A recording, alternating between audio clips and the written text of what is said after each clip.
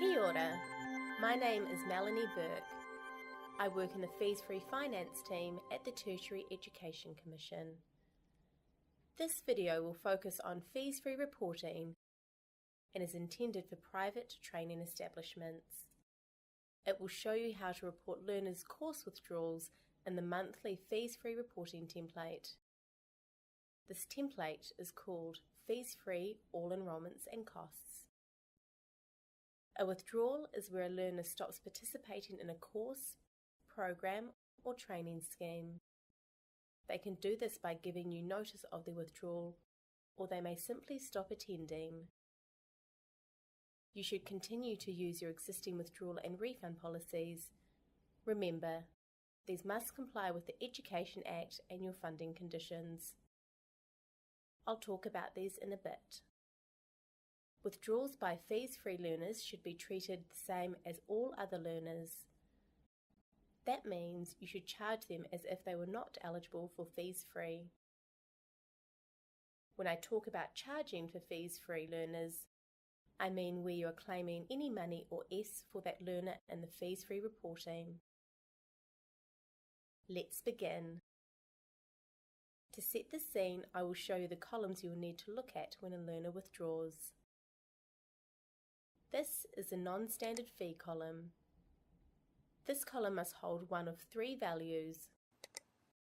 These are No, Other, and RPL. The value you will choose will depend on the fees or Fs you are reporting for this learner. I'll work through some examples to show you this soon. This is the student course withdrawal date column. You should fill this in with the date an individual learner withdrew from a course. You shouldn't put in the general withdrawal date for the course. You also shouldn't put in the course end date. You should use the format day, day, month, month, year, year, year, year for any date you are filling in. This is the course Fs factor column. You should fill in the total Fs the learner has done for the course to 4 decimal places. This may be 0 if you are not claiming SAC funding for the course. This is the source of funding column. Please report the value in the numerical format to 2 places. I will cover this off in a bit. These are the course tuition fee columns. You should fill this in with the actual amount you are charging. This would be the amount you would charge any learner withdrawing in the same circumstances. You should report this in dollars and cents, so to 2 decimal places. These are the compulsory course cost fee columns. You should fill this in with the actual amount you are charging. This would be the same amount you would charge any learner withdrawing in the same circumstances. You should report this in dollars and cents, so to 2 decimal places. In this section, I will describe how the withdrawal should be applied.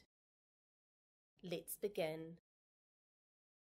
When you are figuring out how to charge a withdrawing learner, you must follow the Education Act, your funding conditions, and your withdrawal and refund policy.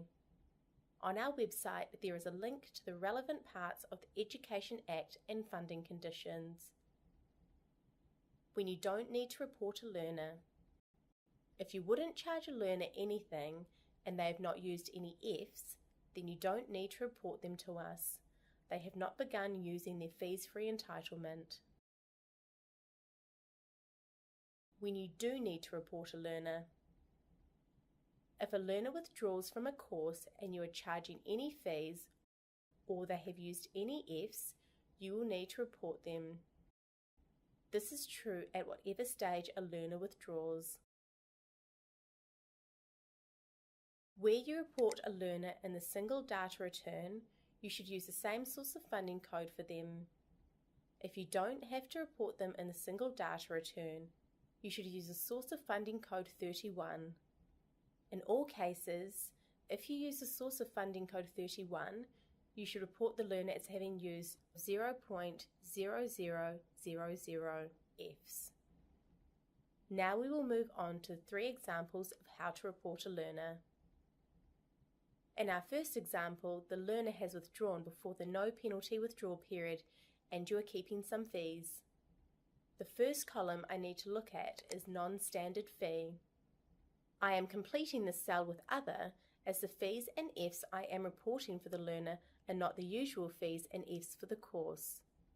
Using the drop-down box, I will select the value Other. Next, I need to complete the column Student Course Withdrawal Date. I will enter in the actual date this learner withdrew from the course.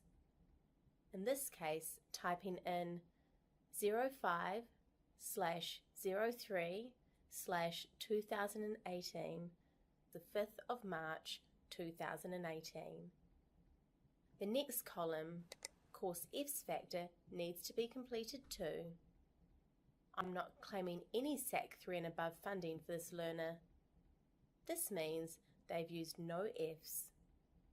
I will enter in the Course F's Factor value of 0.0000. I have to report Fs to 4 decimal places. Next, I need to complete the column Source of Funding. As no funding is being claimed, we will use the drop-down box to select the source of funding value 31. I will now look at the course tuition fee columns. Let's say I'm charging an administration fee of $50 for this course. I will complete the column Course Tuition Fee, GST exclusive, by entering in the $50 minus GST of $43.48. I then update the column GST charged on the course tuition fee column with the value $6.52. Lastly, I cannot charge compulsory course costs for this learner as I'm charging a withdrawal fee, so I'll zero out the values and update the values to 0.00. Welcome back. In my second example, the learner has withdrawn outside of the no penalty withdrawal period, but before I can claim SAC funding. For this learner, I am charging the standard fees for the course. The first column I need to look at is non-standard fee. I'm completing this cell with Other, as the learner's S factor value is not a standard value. Using the drop-down box, select the value Other. Next, I need to complete the column Student Course Withdrawal Date. I will enter in the actual date this learner withdrew from the course, typing in 15/03/2018, being the 15th of March 2018. The next column, Course F's Factor, needs to be completed too. As this learner has consumed no Fs, I will enter in the Course F's value of 0.0000. Next, I will need to fill in the column Source of Funding. As I am claiming no funding, I will use the drop-down box to select the source of funding code 31. I will now look at the course tuition fee columns.